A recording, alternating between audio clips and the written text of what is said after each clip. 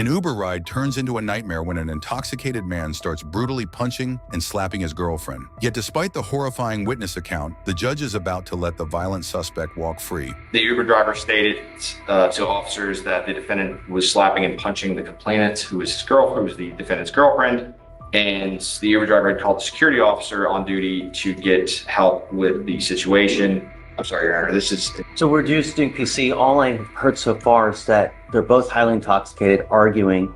He's allegedly punching and slapping in an Uber car. That's all I've heard so far. So then Uber driver pulled over and called the security officer on duty. But the defendant got out and started walking. The security guard followed him until he got to the beginning of the subdivision.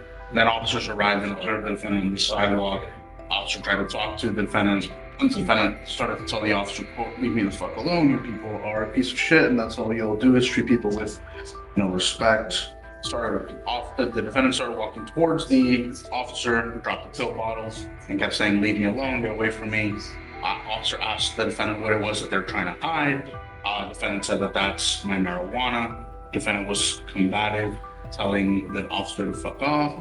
Officer made contact with the complainant witness, said they were a party, they both got drunk and started fighting when they got in the Uber, and the complainant witness stated that she did not feel pain.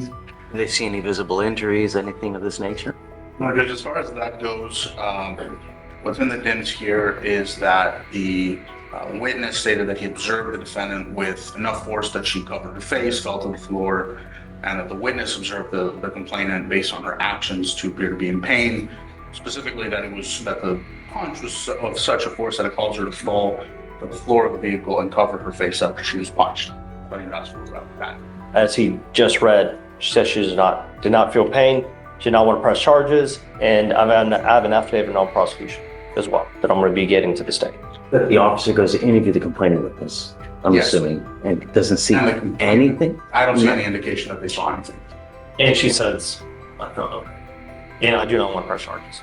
Mr. Child, there are people in life when they drink, they're the life of the party, they're fun to be around. And then there are those when they consume alcohol, they turn into aggressive, mean son of a bitch that have no business drinking. If this is you, don't drink. You have but one life. You start racking up cases, you start racking up convictions. All you're doing is you're hurting yourself. Be nice and good things happen. You're aggressive to cops, you're aggressive here. I mean, the only reason I'm finding no probable cause is because they wrote this report completely, just utterly terrible. And it's over and over and over. But don't drink if you're gonna be in jail.